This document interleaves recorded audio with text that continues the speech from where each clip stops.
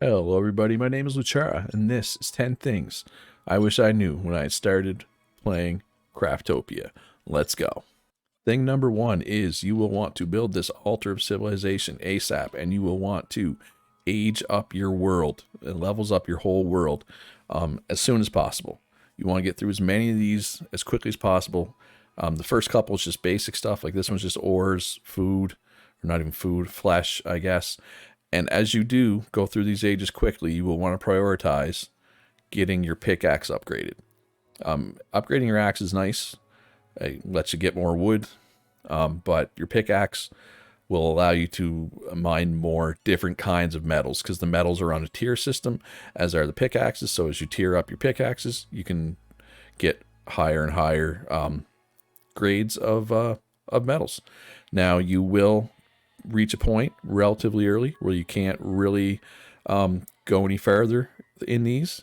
Once you reach a point like this where everything that you need to age up is something that's hard for you to come by at the point you're at, that's when you want to stop focusing on that, start focusing on building up a base, start focusing on getting automated things on the go. And you may reach the point before this age. This is the point where I reached it, so I am now really starting to work on a base, as you can see right here. That is tip number one. Okay, thing number two is wheat. You will need a lot of wheat. As you age up, you will notice that one of the things you need is wheat. That does not change. You need wheat almost the entire, early mid game.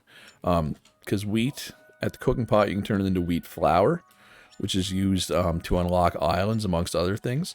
And wheat flour is how you make bioethanol, which is used, it's used in a ton of recipes, and it's used in big amounts to unlock islands. Let's just take a peek here. For example, to unlock this island, 20 bioethanol, 20 bioethanol. You get the idea. And bioethanol, each one takes 10 wheat, so you will need a lot of it. And wheat will likely be the first thing you automate. This is my automated wheat farm that I made. It is not very good, but it gets the job done. It makes wheat. See, I got like 2,000 plus 3,000. I got 3,000 wheat in here. That's a lot of wheat, but you need a lot of wheat. Do not be shy about making yourself a wheat farm. That should be the first thing you automate, in my opinion. That was tip number two. All right, my next tip is something else that is useful. Much like wheat, feces, believe it or not, is quite useful in this game. It is used to make saltpeter, which is then used to make gunpowder, which is quite useful. So if you see poop, feces, pick it up. Now, I'm not saying it has to be your first priority. It shouldn't even be your number two priority.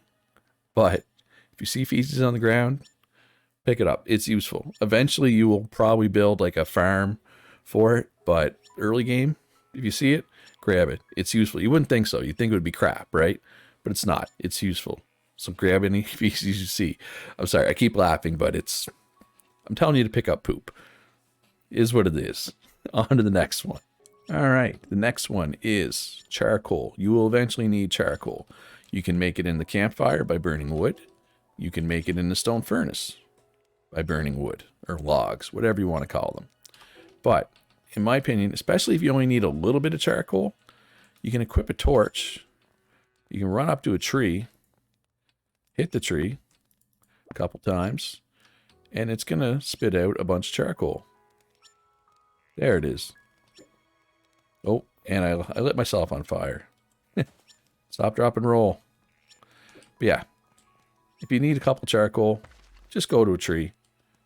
Light it on fire. Oh, apparently I'm burning the whole forest down here. Stop, drop, and roll. Stop, drop, and roll. Go in the water. There we go. That put it out. I guess part of the tip is to be careful while you're burning trees. But look at that. Look at all this charcoal. Boom. And late game, if you need a bunch of charcoal, you'll want to probably use, the furnace. Furnace, I think, is better than the campfire, but, out of the box thinking here. Burn trees for charcoal. And I'm on fire again. I'm pretty good to light myself on fire. I think it's time to move on to the other one before I burn myself to death. All right, so my next tip has to do with making batteries. You need this generator building, small generator. You make it at the workbench. Typically what you want to do is you want to capture animals in these monster prisms. Let's just unequip my sword so I can punch this dude. You get them low, you get headbutted by them, you throw the monster prism at it, you capture it. It's like a Pokeball situation. And you take the filled one over to the thing, you toss it in. It's like a hamster wheel that generates batteries. Or if you want to get sneaky, you can go to the tutorial island and you can place them underneath these NPCs and they'll start running for you and generating batteries. It's cheap, it's easy, but it can be tricky to get the generator actually under people.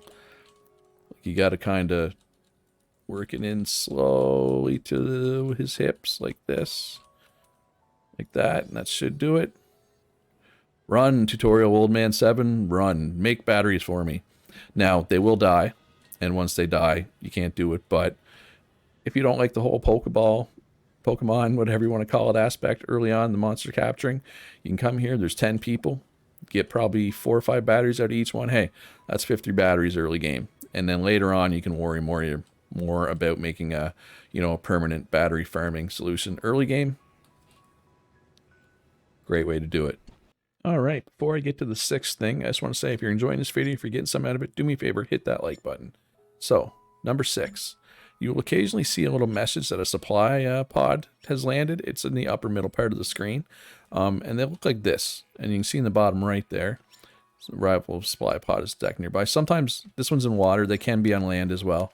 Although I think the last like 3 I've seen have been in the water. Maybe a coincidence, but they can be in both water and land. Just FYI. But the important thing is they're very, very worth going to get. There's a lot of good stuff in here. A lot of later game stuff that you might think, well, I don't need that yet. And it's true, you don't. But you will eventually. And they also typically have food. Good food.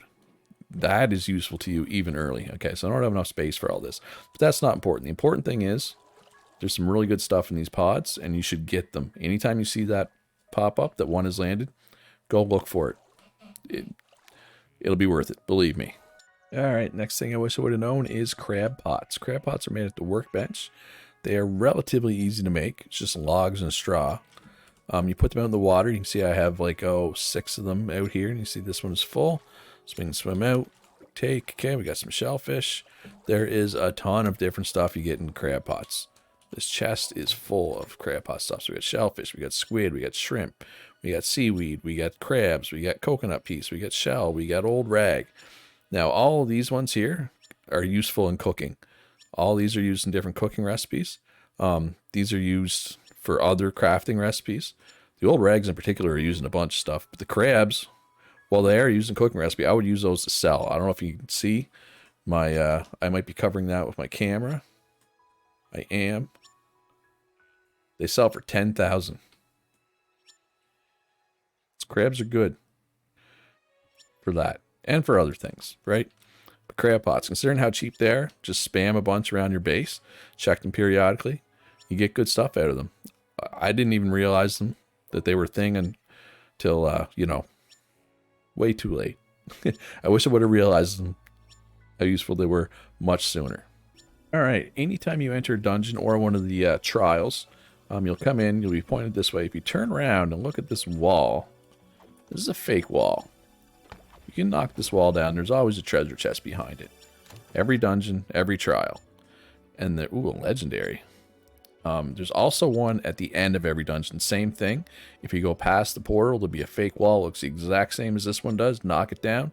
Free treasure chest. I realize a lot of people probably know this one, but hey, in case you don't, now you do. Free treasure. Always good. Alright, speaking of dungeons and trials, when you get to the end of one, you'll come up to this red box, whatever. Whenever you clear it, you get a Slate of Growth. Anytime you clear a dungeon or trial, you get a Slate of Growth. So you take these up to the floating island in the sky on every island, which let's talk about a little more. I'll show you a couple of ways to get up to these islands. Now, the easiest way to get up there is just to use a helicopter. You can just fly up, easy peasy, right? But you're thinking, Lutz, I don't have a helicopter. It's made at the machine factory. It's Obviously, it's not available super early game, but it's available pretty early, and it's really not that hard to make. I recommend it. But if you're not at that point yet and you want to get up there, you need 4 of these tablets to trade in, and you trade in with Anubis, and he gives you can get either stamina, like extra max stamina, extra health, or extra mana. Now, if you don't have the helicopter, you could just build up there, like is what I did on my original island here. Or one, big brain thing is you could build part way up, get lazy, put a fire down, which I can't because it's on a hill. There we go. Campfire. And then you jump, let the updraft from the fire take you the rest of the way. Now, that was a poor example because I accidentally jumped out of the updraft, I think. Yeah. Anyway, the updraft can get you the rest of the way if you're close, if you run out of building materials or something. But yeah, you go up, you talk to him. I don't have 4 of the things on me right now, so I can't do it. But yeah, you can trade in 4. Yeah, there you go. So you need 4 to increase stats, right? Max life, max mana, max stamina. I like stamina early. I've done that twice so far. I'll probably do health next. Yeah, that's what you do with those slates of growth. All right, so the last thing I wish I realized when I started playing Craftopia is that you get a free respec. You can reset your skills once for free. I mean, it says it right here. I probably should have realized that I could, but I didn't. So you can put a bunch of points into harvesting skills early, and then later on respec out of those into probably combat skills, because eventually you'll have all your harvesting will be automated. You won't be doing it by hand, or not very much of it at any rate. So yeah, and even after the free respec, they cost money, but once you get to the point where you're looking to respec for your your second, third, whatever time, you can automate making money. You'll have money. It shouldn't be an issue. So don't be scared to just put your points in harvesting stuff or whatever you want. If you want to do combat early, you can too. I'm not saying don't do combat. I'm just saying don't sit on your points. Spend your points because you can reset for free. And even after that, it's really not that expensive. So yeah, so that's 10 things I wish I'd known when I started Craftopia. I hope you got something out of this video. If you did, please hit that like button. Subscribe if you haven't already. Join my Discord. Follow me on Twitter. Consider supporting me on Patreon. Links in the description down below to all 3 of those. But most importantly, be good to each other. Have a great day. I'll see you in the next one.